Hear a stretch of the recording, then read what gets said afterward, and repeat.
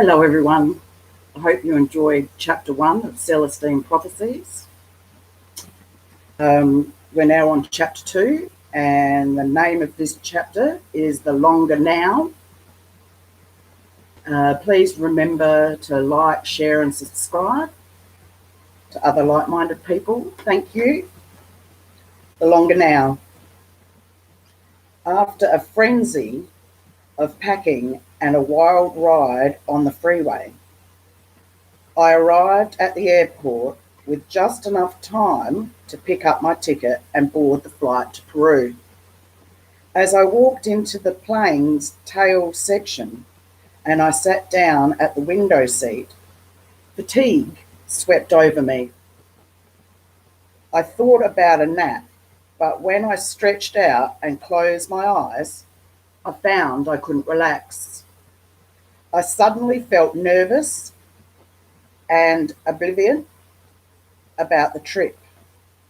Was it crazy to depart with no preparation? Where would I go in Peru? To whom would I talk to? The confidence I had experienced at the lake was quickly fading back into skepticism. Both the first insight and the idea of the culture transformation again seemed fanciful and unrealistic. And as I thought about it, the concept of the second insight seemed just as unlikely. How could a new historical perspective institute our perception of these coincidences and keep them conscious in the public mind? I stretched out a bit further and took a deep breath. Maybe it would be a useless trip, I concluded. Just a quick run to Peru and back. A waste of my money perhaps, no real harm done. The plane jerked forward and taxied out of the runway. I closed my eyes and felt a mild dizziness as the big jet reached the critical speed and lifted into the thick cloud cover.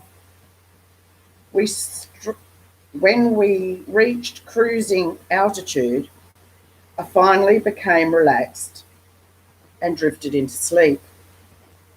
30 or 40 minutes later, a stretch of turbulence woke me, and I decided to go to the restroom. As I made my way through the lounge area, I noticed a tall man with round glasses standing near the window talking to a flight attendant. He glanced at me briefly, then continued speaking. He had dark brown hair and appeared to be about 45 years old. For an instant, I thought I recognized him, but after looking at his features closely, I concluded he was no one I knew. As I walked past, I could hear part of the conversation. "Thanks anyway," the man said. "I just thought since you were travelling to Peru so often that perhaps you had heard something about the manuscript." He turned away and walked towards the front of the plane. Here we go with synchronicities again, hey? I was dumbstruck. Was he speaking of the same manuscript? I walked into the restroom and tried to decide what to do. Part of me wanted to forget about it. Probably he was talking about something else, some other book. I returned to my seat and closed my eyes again, content to write off the incident. Glad I didn't have to ask the man what he meant.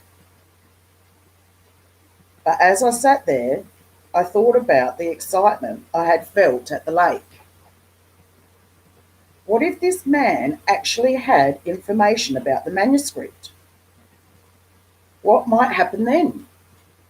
If I didn't inquire, I would never know. I wavered several more times in my mind, then finally stood up and walked towards the front of the plane, finding him midway up the aisle. Directly behind him was an empty seat. I walked back and told an attendant I wanted to move, then gathered my things and took a seat. After a few minutes, I tapped him on the shoulder. "Excuse me," I said. "I heard you mention a manuscript. Were you speaking of the one found in Peru?" He looked at me surprised, then cautiously said, "Yes, I was." I introduced myself and explained that a friend had been to Peru recently and had found information on the manuscript. He visually relaxed and introduced himself as Wayne Dobson, an assistant professor at a his, sorry, an assistant professor of history from New York University. As we spoke, I noticed a look of irritation coming from the gentleman sitting next to me. He had leant back in his seat and was attempting to sleep. "Have you seen the manuscript?" I asked the professor. "Part of it," he said. "Have you?" "No, but my friend told me about the first insight." The man beside me changed his position. Dobson looked his way. "Excuse me, sir. I know we're disturbing you. Would it be too much trouble for us to exchange seats with me?" "No," the man said. "That would be preferable." We all stepped into the aisle, then I slid back into the window seat and Dobson sat beside me. "Tell me what you've heard concerning the first insight," Dobson said. I paused for a moment, trying to sum it up in my mind, what I understood. "I guess the first insight is an awareness of the mysterious occurrences that change one's life, the feeling that some other process is operating." I felt absurd as I said it. Dobson picked up on my discomfort. "What do you think of that insight?" he asked. "I don't know," I said. "It doesn't quite fit our modern day common sense, does it? Would you feel better dismissing the whole thing and getting back to thinking about practical matters?" I laughed and nodded affirmatively. "Well, that's everyone's tendency, even though we occasionally have the clear insight that something more is going on in life. Our habitual way of thinking is to consider such ideas unknowably and then shrug off the awareness altogether. That's why the second insight is necessary. Once we see the historical background to our awareness, it seems more valid." I nodded. "Then, as the historian, you think the manuscript predicts a global transformation is accurate?" "Yes, I'm a historian. Yes, but you have to look at the history in the correct way." He took a deep breath. "Believe me, I say this as one who has spent a lot of years studying and teaching history in the wrong way.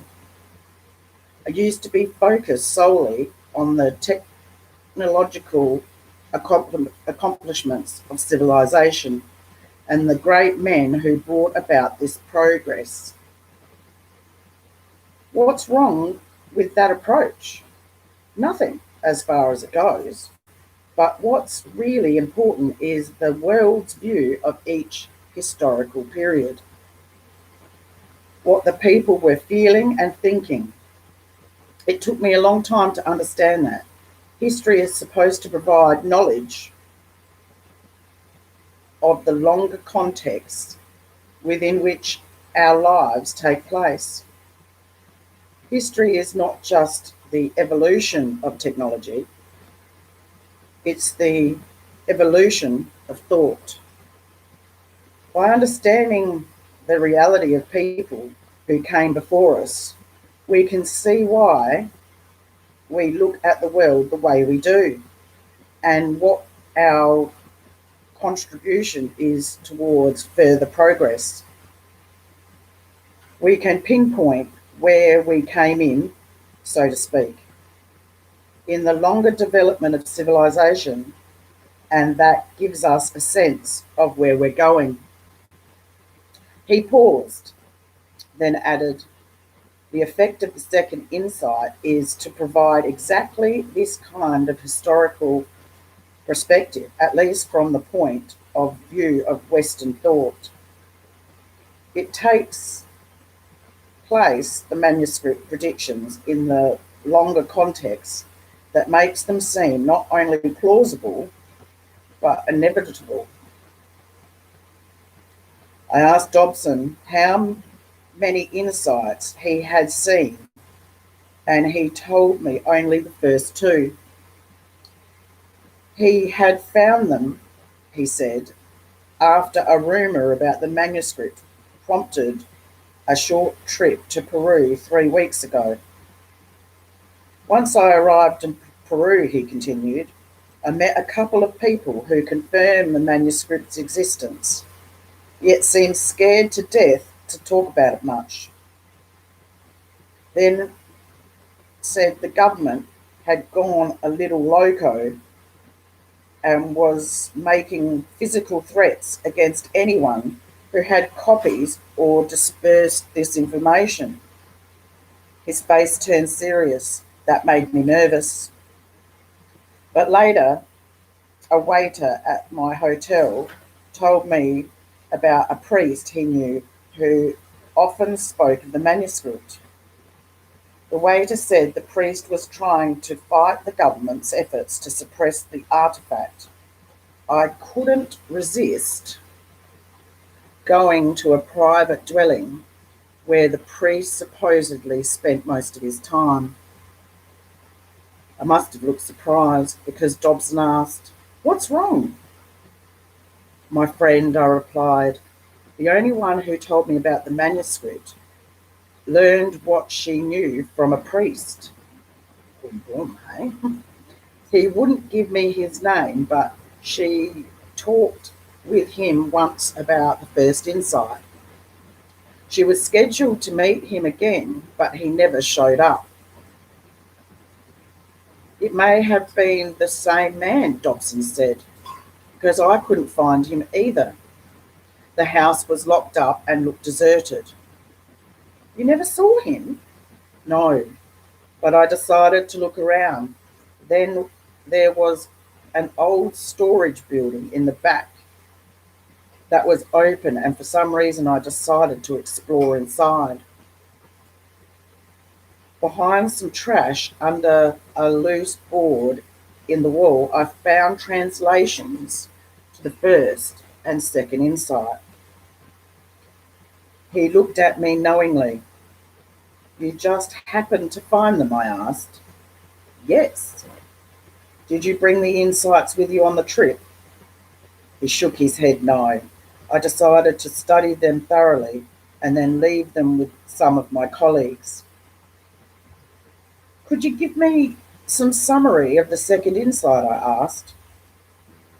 There was a long pause, then Dobson smiled and nodded. I guess that's why we're here. The second insight, he said, puts our current awareness into a longer historical perspective. After all, when the decade of the 90s is over, we'll be finishing up not only the 20th century, but a 1,000-year period of history as well. will be completing the entire second millennium. Before we in the West can understand where we are and what is going to occur next, we must understand what really has been happening during this current 1,000-year period. What does the manuscript say exactly? I asked. It says that at the close of the second millennium, that's now, we will be able to see that entire period of history as a whole and be able to identify a particular preoccupation that develops during the later half of this millennium in what has been called the modern age. Our awareness of the coincidences today represent a kind of awakening from preoccupation. What's the preoccupation? I asked. He gave me a mischievous smile. Are you ready to relive the millennium? Sure, tell me about it. It's not enough for me to tell you about it. Remember what I said before, to understand history, you must grasp how your everyday view of the world developed, how it was created by the reality of the people who lived before you. It took 1,000 years to evolve to the modern age of looking at things and to really understand where you are today. You must take yourself back to the year 1000 and then move forward through an entire millennium experimentally as through you actually live through it, the whole period yourself in a single lifetime. How do I do that? I'll guide you through it. I hesitated for a moment, glanced out the window at the land formations below. Time was already beginning to feel different. I'll try, I said finally. Okay, he replied. Imagine yourself being alive in the year 1000, in what we would have called the Middle Ages. The first thing you must understand is that the reality of this time is being defined by powerful churchmen of the Christian church. Because of their position, these men hold great influence over the minds of the populace, and the world these churchmen describe as real, above all spiritual. They are creating a reality which places their idea about God's plan for mankind at the very center of life. Visualize this, he continued. You find yourself in the class of your father, essentially pleasant or aristocrat, and now that you will always be confined to this class. But regardless of which class you're in or the particular work you do, you soon realize that social position is secondary to the spiritual reality of life as defined by the churchman. Life is about passing a spiritual test to discover. The churchmen explain that God has placed mankind at the center of the universe, surrounded by an entire cosmos, for one solitary purpose, to win or lose salvation. And in this trial, you must correctly choose between two opposing forces, the force of God and the lurking temptation of the devil. But understand that you don't face this contest alone, he continued. In fact, as a mere individual, you aren't qualified to determine your status in this regard. This is the province of the churchman. They are there to interpret the scriptures and tell you every step of the way whether you're in accordance with God or whether you are being duped by Satan. If you follow their instructions, you are assured the rewarding afterlife will follow. But if you fail to heed the course they prescribe, then, well, there is excommunication and certain damnation. Dobson looked at me intensely. The manuscript says that important thing to understand here is that every aspect of the medieval world is defined in an utterly worldly term. All the phenomenons of life, from the chance thunderstorm or earthquake to the success of a crop or the death of a loved one, is defined either by God's will or the malice of the devil. Oh, goodness. There is no concept of weather or geological forces or horticulture or disease. All that comes later. For now, you completely believe the churchman. The world you take for granted operates solely by spiritual means. He stopped talking and looked at me. Are you there? Yes, I can see that reality. Well, imagine that reality now beginning to break down. What do you mean? The medieval worldview, your worldview, begins to fall apart in the 14th and 15th century. Firstly, you notice certain improprieties and the part of the churchmen themselves secretly violating their own vows of chastity, for example, or taking gratuities to look at the other way when governmental officials violate scripture laws. These improprieties alarm you because the churchmen hold themselves to be the only ones connected between yourself and God. Remember, they are only interpreters of the scripture.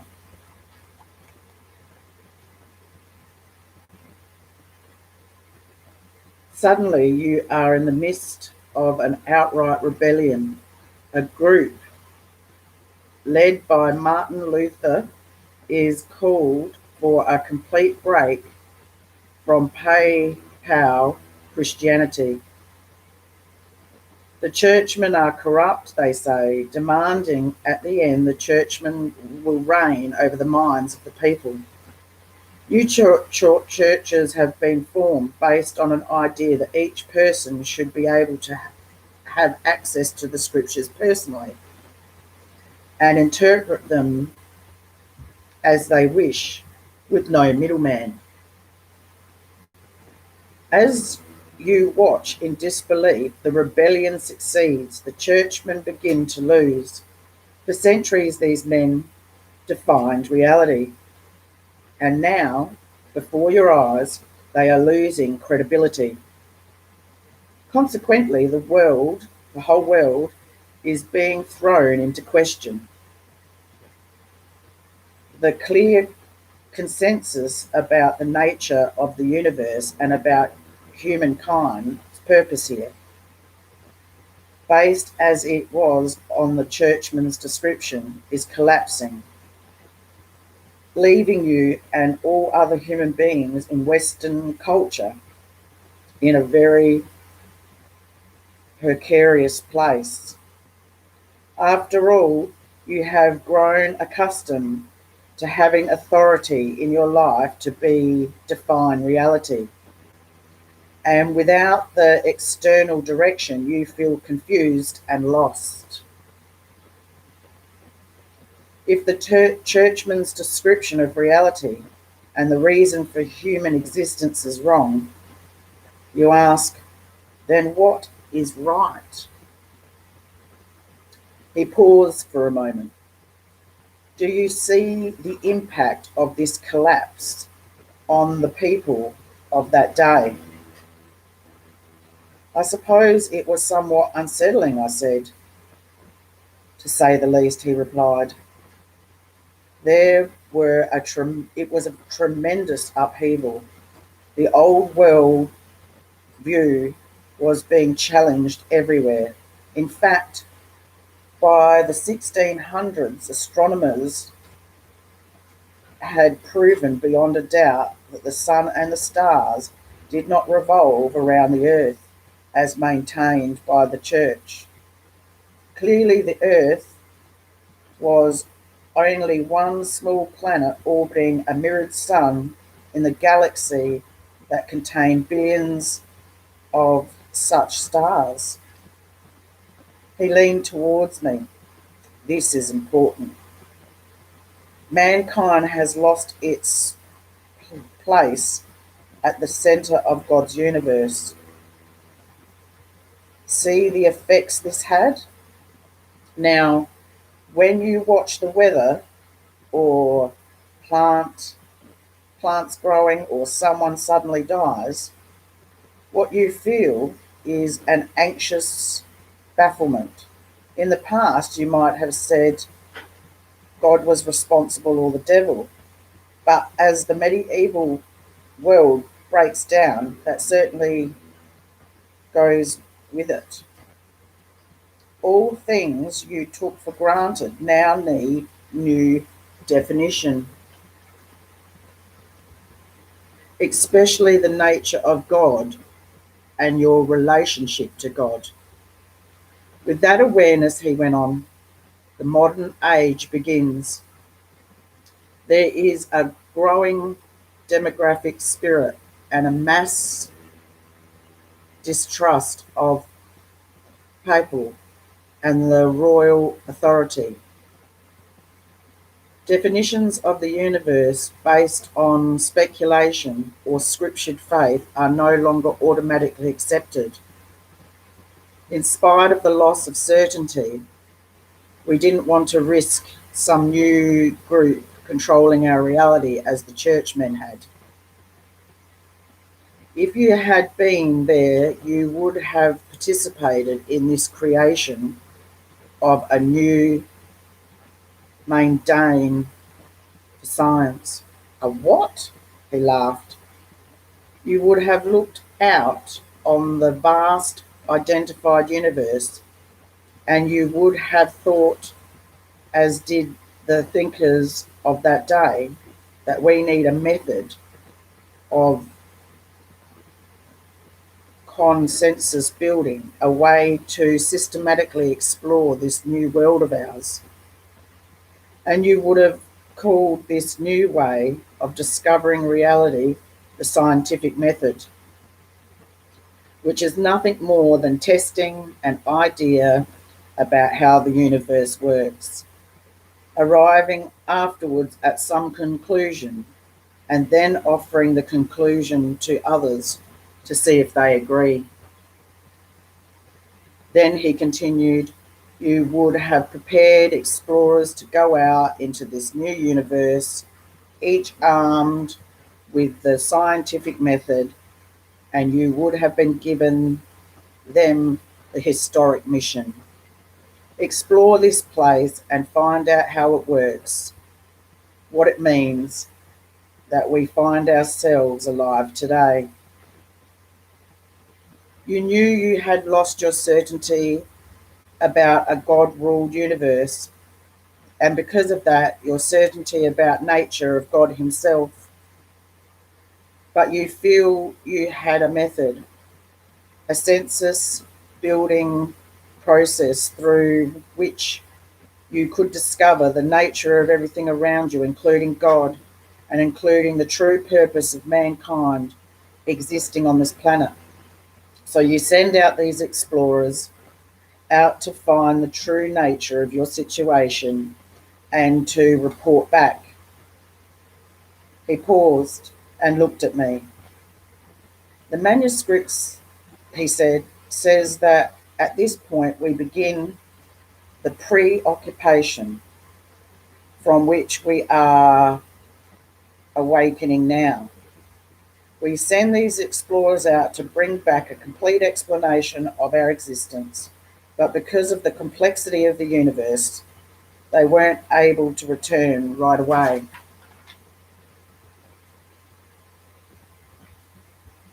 What's the preoccupation?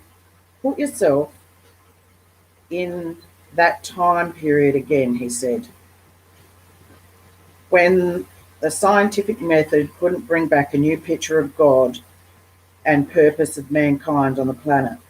The lack of uncertainty and meaning affected the Western culture deeply. We needed something else to do until our questions could be answered. Eventually, we arrived at what seemed to be a very logical solution. We looked at each other and said, well, since our explorers have not returned with our true spiritual solution, why not settle into this new world of ours while we're waiting? We are certainly learning enough to manipulate the new world for our own benefit. So why not work in the meantime to raise our standard of living, our sense of security in the world? Interesting, eh? He looked at me and grinned, and that's what we did 4 centuries ago.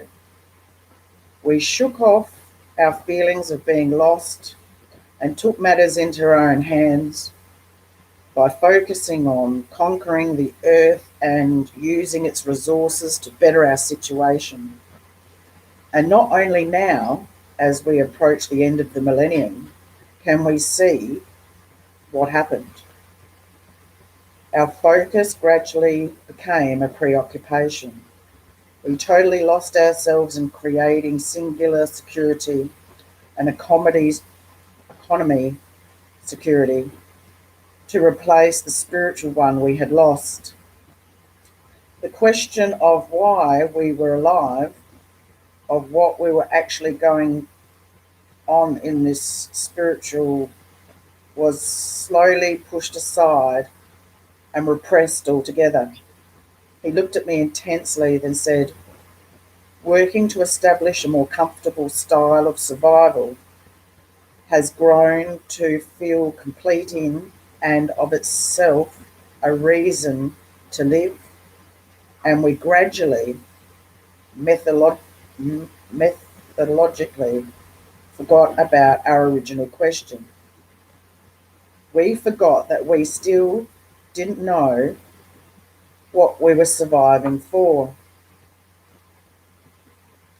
Out the window far below, I could see a large city. Judging from our flight path, I suspected it was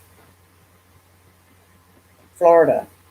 I was struck by the geometry outlines of the streets and the avenues that, that planned and ordered a configuration of what humans had built.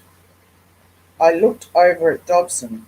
His eyes were closed. He appeared to be asleep. For an hour, he had told me more about the second insight. Then our lunch had arrived, and we had eaten, and I had told him about Charlene and why I had decided to come to Peru.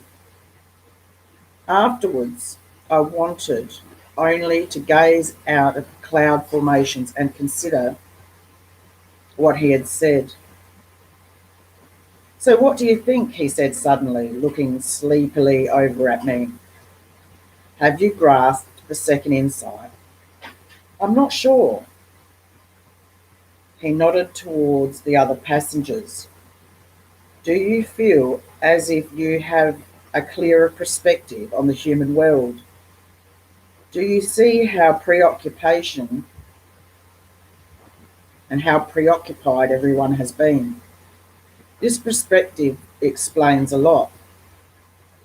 How many people do you know who are obsessed with their work, who are the A or have stress-related diseases, and who can't slow down?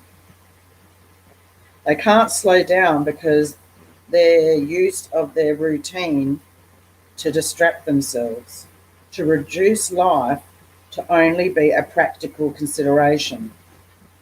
And they do this to avoid recalling how uncertain they are about why they live. The second insight extends our consciousness of the historical time, he added. It shows us how to observe culture, not only just from a perspective of our own lifetime, but from the perspective of the whole millennium. It reveals our preoccupation to us and so lifts us above it. You have just experienced the longer history. You now live in a longer now. When you look at the human world now, you should be able to clearly see this obsessiveness, this intense preoccupation with economy progress. But what's wrong with that? I protested. It's what made Western civilization great. He laughed loudly. Of course, you're right. No one's saying it was wrong. In fact, the manuscript says that the preoccupation was a necessary development, a stage of human evolution. Now, however, we have spent enough time settling into the world. It's time now to wake up from the preoccupation and consider our original question. What's behind life on this planet? Why are we really here? I looked at him for a long time, then asked, do you think the other insights explain this purpose? Dobson cocked his head. I think it's worth a look. I just hope no one destroys the rest of the manuscript before we have a chance to find out. How could the Peruvian government think they could destroy an important artifact and get away with it? I asked. They would do it covenantly, he replied. The official line is that the manuscript doesn't exist at all. I would think the scientific community would be up in arms. He looked at me with an expression of resolve. We are. That's why we are returning to Peru. I represent 10 prominent scientists, all of whom demand that the original manuscript be made public. I sent a letter to the relevant department heads in the Peru government, telling them that I was coming and that I expected cooperation. I see. I wonder how they will respond. Probably with denials, but at least it will be an official start. He turned away, deep in thought, and I stared out the window again. As I looked down, it dawned on me the aeroplane on which we were riding contained within it its technology, 4 centuries of progress.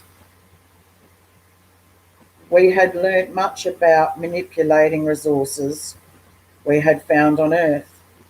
How many people, I mused, how many generations did it take to create the products and the understanding that enabled this aeroplane to come into being?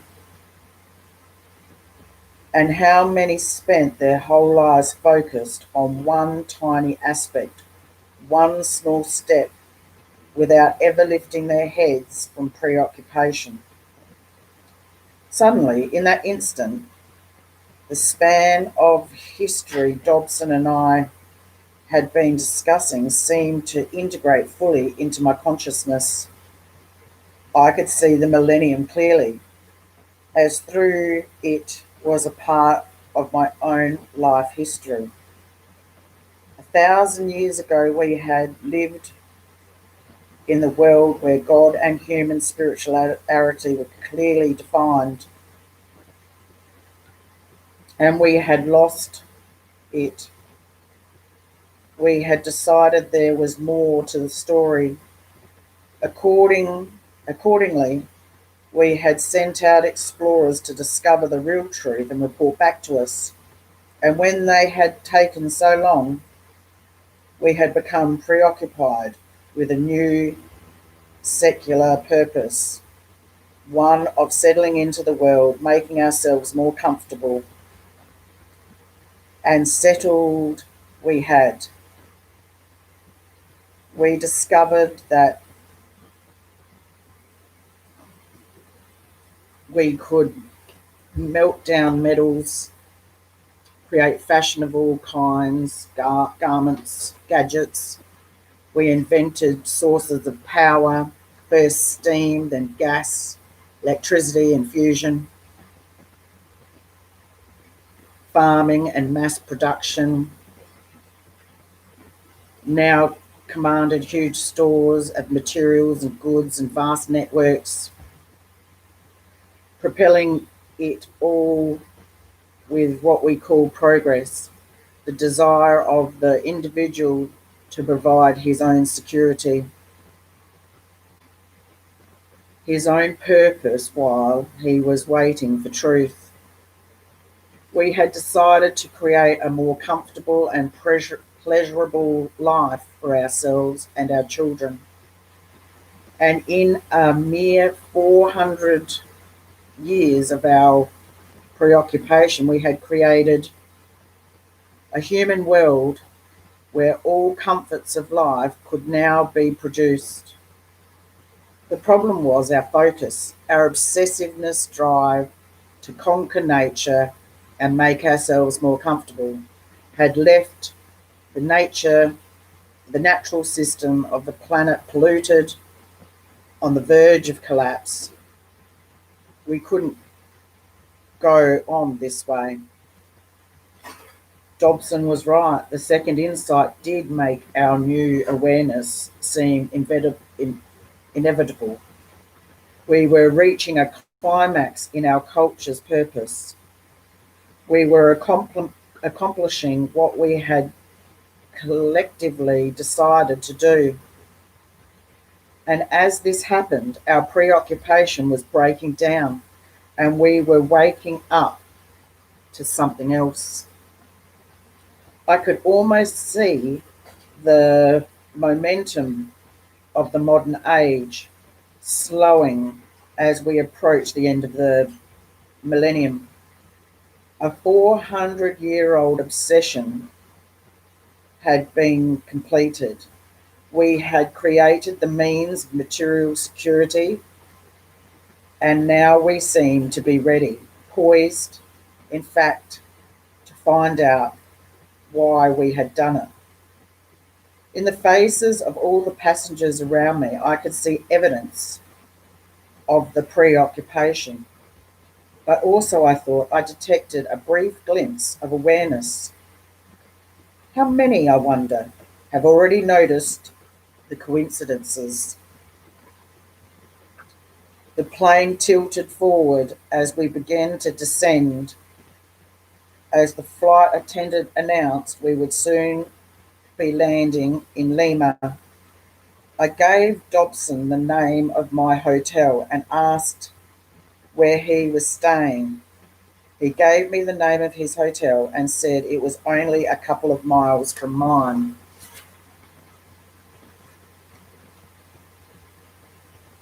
"What is your plan?" I asked. "I've been thinking about that," he replied. "The first thing, I guess, is to visit the American embassy and tell them why I am here, just for the record." "Good idea. After that, I'm going to speak with as many Peru scientists as I can. The scientists at the University of Lima have already told me that they have no knowledge of the manuscript, but there are other scientists who are working at various ruins who may be willing to talk about it. What about you? What are your plans? I have none, I replied. Do you mind if I tag along? Not at all. I was going to suggest it. After the plane landed, we picked up our luggage and agreed to meet later at Dobson's hotel. I walked outside and hailed a taxi in the fading twilight. The air was dry and the wind was very brisk.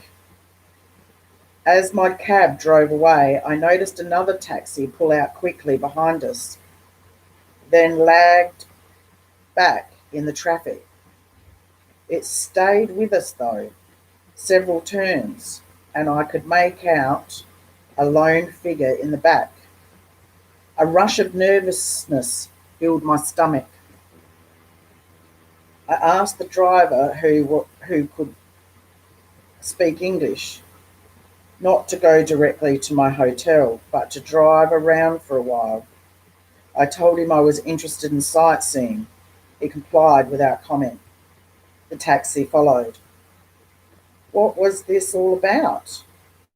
When we arrived at my hotel, I told the driver to stay in the car. Then I opened up the door and pretended to pay my fare. The taxi followed behind us and pulled up on the curb some distance away, and a man stepped out and walked slowly towards the hotel entrance. I jumped back into the vehicle and shut the door, telling the cabbie to drive on. As we sped away, the man walked into the street and watched until we were out of sight. I could see my driver's face in the rearview mirror. He was watching me closely. His expression was tense. Sorry about this, I said. I've decided to change my accommodation. I struggled to smile. Then I gave him the name of Dobson's hotel. Although part of me wanted to go straight back to the airport and take the first plane back to the States, a half block short of our destination, I had the driver pull over. Wait here, I told him. I'll be right back.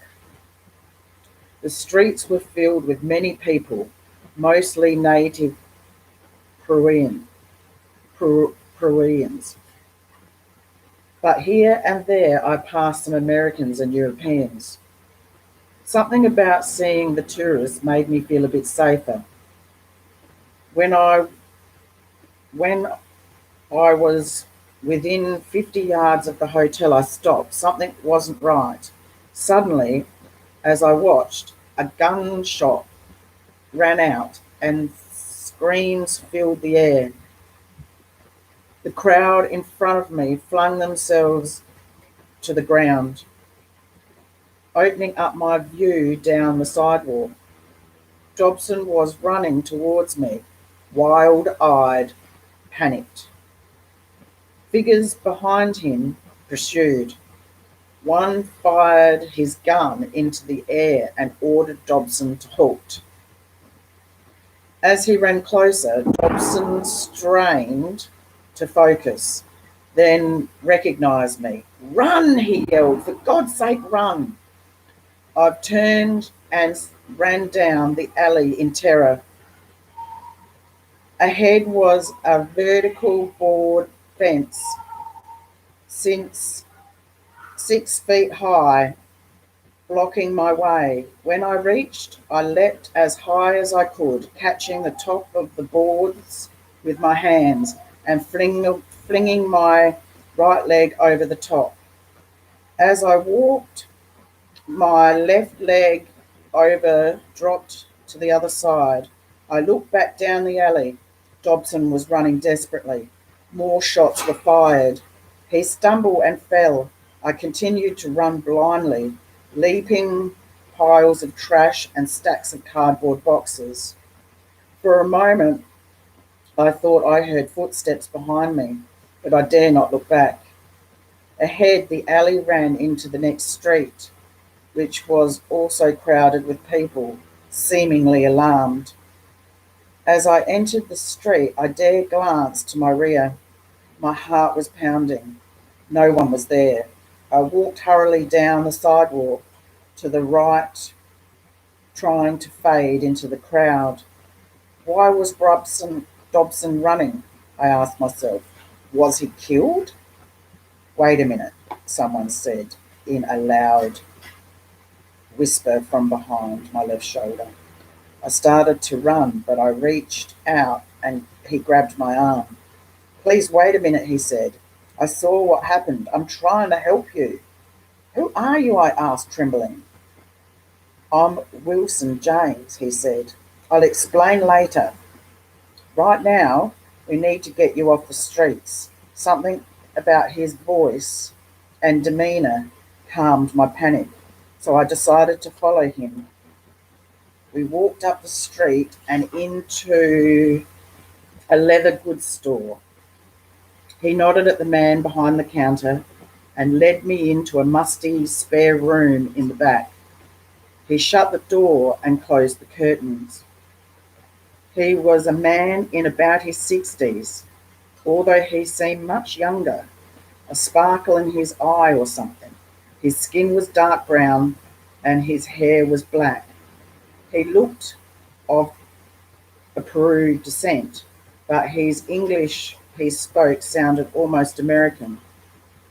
He wore a bright blue t-shirt and jeans. You'll be safe here for a while, he said. Why are they chasing you? I didn't respond. You're here about the manuscript, aren't you? He asked. How did you know that? I guess the man with you was here for a reason too. Yes, his name is Dobson. He did know there was at least two of us. I have a room over the alley. I was looking out of the window as they were chasing you. Did they shoot Dobson? I asked, terrified by what I might hear in reply. I don't know, he said. I couldn't tell. But once I saw you had escaped, I ran down the back stairs to head you off. I thought perhaps I could help. Why?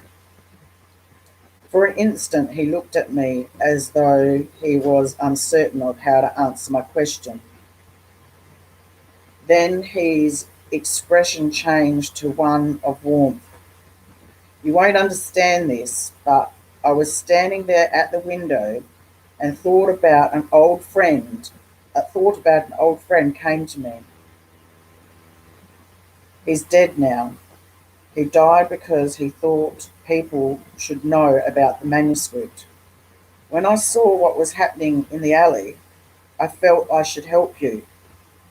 He was right. I didn't understand, but I had the feeling he was being absolutely truthful with me.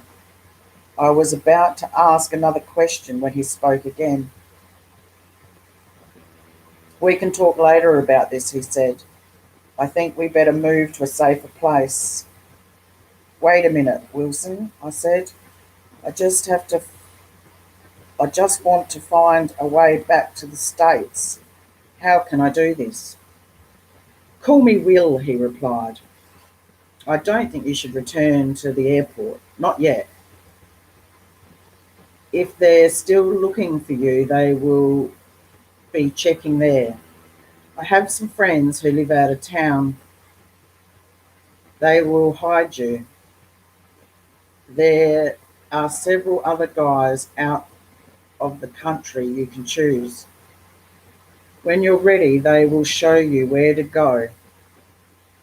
He opened the door to the room and checked inside the shop and walked out and checked the street. When he returned, he motioned me to follow him. We walked down the street to the blue Jeep that Will pointed at. As we got in, I noticed the back seat was carefully packed with foodstuff and tents and satchels, as if for an extended trip. We rode in silence. I leaned back in the passenger seat and tried to think. My stomach was knotted with fear. I had never expected this. What if I had been arrested or thrown into a Peru jail or killed outright? I had to size up my situation. I had no clothes, but I did have money and one credit card. And for some reason, I trusted Will. What had you and who was it, Dobson, done to get those people after you? Will asked suddenly. Nothing that I know of, I replied. I met Dobson on the aeroplane. He's a historian, and he was coming here to investigate the manuscript officially. He represents a group of other scientists. Will looked surprised. Did the government know he was coming? Yes, he'd written them a certain government official that he wanted cooperation. I can't believe they tried to arrest him. He didn't even have the copies with him. He had copies of the manuscript, only the first two insights. I had no idea there were copies in the United States. Where did he get them? On an earlier trip, he was told certain priests knew of the manuscripts. He couldn't find him again, but he found the copies hidden behind the house. Will looked sad. Joss. Who? I asked. He was the friend I told you about, the one who was killed.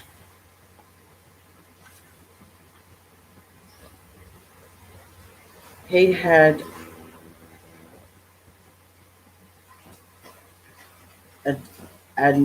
animated that as many people as possible hear about the manuscript. What happened to him? He was murdered. We don't know by whom. His body was found in the forest miles from his house. But I had to think it was his enemies, the government. Certain people in the government or in the church. His church would go that far? Perhaps the church is secretly against the manuscript. There are a few priests who understand the document and advocate it, but they must be very careful. Joss talked of it openly to anyone who wanted to know. I warned him for months before his death to be more subtle, to stop giving copies to anyone who came along. He told me where he was going, what he knew he must. When the manuscript was firstly discovered, I asked. When was it discovered? It was first translated 3 years ago, but no one knows when it was first discovered. The original floated around for years, we think, amongst the Indians until it was found by Joss. He alone managed to get it translated. Of course, once the church found out what the manuscript said, they tried to suppress it totally. Now all we have is copies. We think they've destroyed the originals. Will had driven east out of the town, and we were riding on a narrow 2-lane road through a heavily irrigated area. We passed several small plank dwellings, and there was a large pasture with extensive fencing. Did Dobson tell you about the first two insights? Will asked. He told me about the second insight, I replied. Our friend told me about the first. She talked about a priest at another time. To Joss, I guess. Do you understand these two insights? I think so. Do you understand that that chance encounters often have a deep meaning. It seems, I said, like this whole trip has been one coincidental event after another.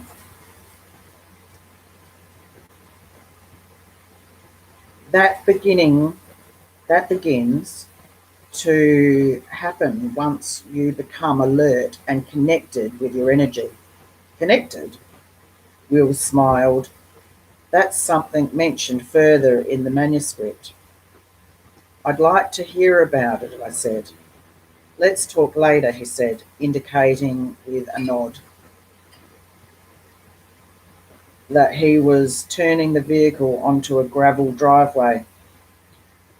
100 feet ahead was a modest wooden frame house. Will pulled up beneath a large tree to the right of the house and stopped. My friend works for the owner of a large farm estate who owns much of the land in this area, he said, and provides this house. The man is very powerful and secretly supportive of the manuscript. You'll be safe here. A porch light flickered on, and a short, squat man who appeared to be native Peru rushed out, smiling broadly, and said something enthusiastic in Spanish. When he reached the jeep, he patted Will on the back through the open window and glanced pleasantly over at me. Will asked him to speak English, then introduced us. He needs a bit of help, Will said to the man. He wants to return to the States, but he needs to be very careful. I guess I'm going to leave him with you. The man looked closely at Will. You're about to go after the ninth insight again, aren't you? He asked. Yes, Will said, getting out of the jeep. I opened my door and walked around the vehicle. Will and his friend were strolling towards the house, having a conversation I couldn't hear. As I walked up, the man said, I will start the preparations, and then walked away. Will turned to me. What did he mean, I asked, when he questioned you about the ninth insight? There is a part of the manuscript that has never been found. There were 8 insights with the original text, but one of the insights is the ninth. We're mentioned there. Many people have been searching for it.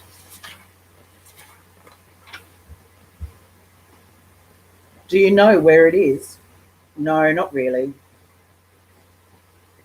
Then how are you going to find it? Will smiled. The same way Joss found the original 8. The same way you found the first 2 and then ran into me. If one can connect and build up enough energy, the